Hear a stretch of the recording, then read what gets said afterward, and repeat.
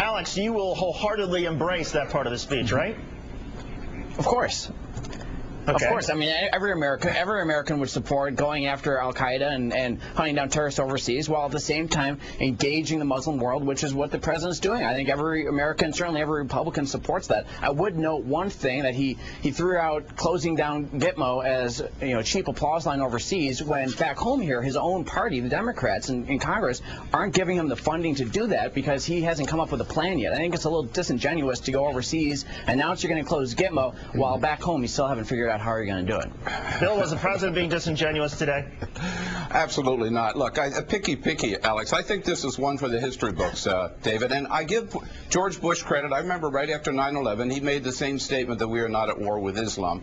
But for Barack Obama to go to Cairo, to go right in the heartland, right in the belly of the beast, in the country that gave birth to the Muslim Brotherhood and to al-Zawahiri, and to say, we Americans and you Muslims, we have to unite together to fight extremism because these are killers and they don't represent you. They don't represent. I thought it was a very powerful message, and I think it'll have a lot of effect in restoring our standing, not just with within the Arab world, but with peoples around the world.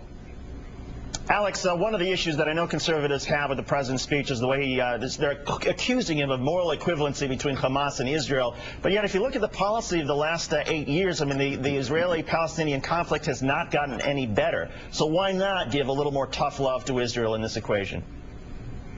Well, I think that we need to stay close with our allies. Israel is a country that shares our values in the region. It's the only real democracy in the region, and they're surrounded by enemies and depend on our support. So I think it's important that we continue to stand with our allies, and certainly a lot of Israeli supporters here in the U.S. are concerned that some of the soft rhetoric coming out of the White House regarding Israel is concerning to them.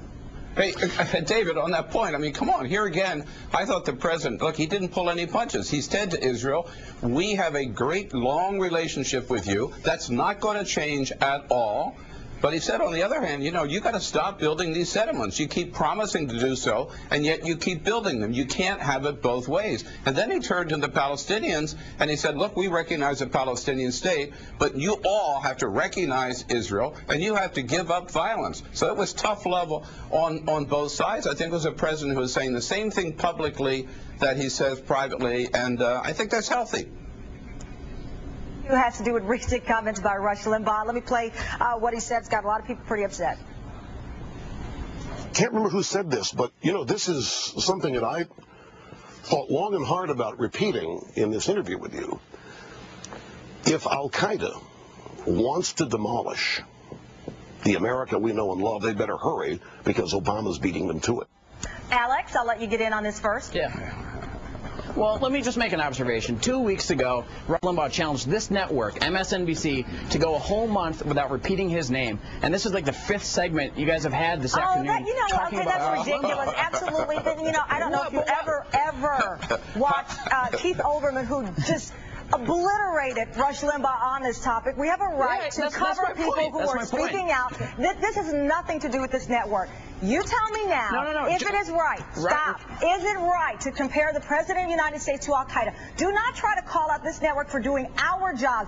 Many people listen to this man, and we have a responsibility to report all sides, and you can't try to duck and hide, throw the rock, and then hide in the bush. So give it to us straight. Is he right or not?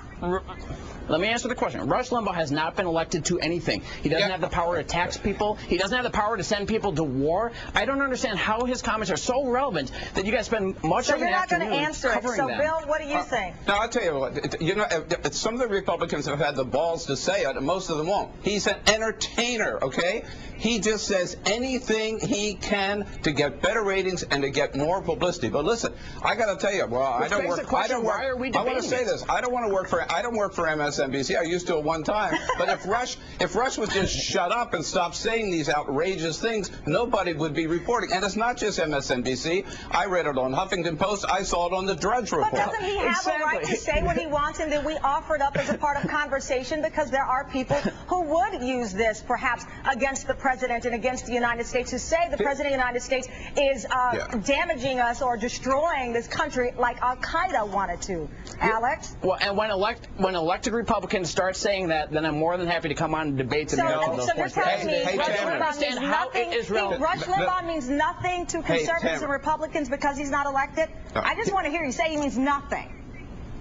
I just don't understand how his comments are so relevant that MSNBC spends most of an afternoon covering them. Hey, Tamara, you know what this points out? This points out the total void of leadership, the vacuum of leadership in the Republican Party. They don't have anybody who can speak for them. They got a bunch of cowards across the street here on the Hill, and so it is Rush Limbaugh. If Bill Press said some of the outrageous things about, say, George W. Bush or any Republican that Rush Limbaugh has been saying about Barack Obama, Alex, the Republican Party would be all over him. Fox would be talking about Bill Press nonstop. I promise you. And so would MSNBC. Fine. And so would us. So would MSNBC. Not sure it would be any more relevant than Rush Limbaugh's comments. Okay. Well, Or he's irrelevant. Let's all accept it. Rush Limbaugh is irrelevant. No. Yeah, well, then why doesn't the Republican Party get another leader?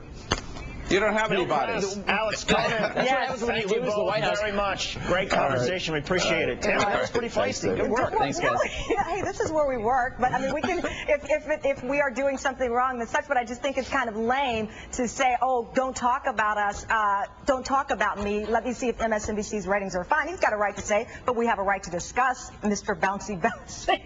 Yeah, especially when he's got whatever 20 million listeners a day or whatever he claims. It's hard to ignore.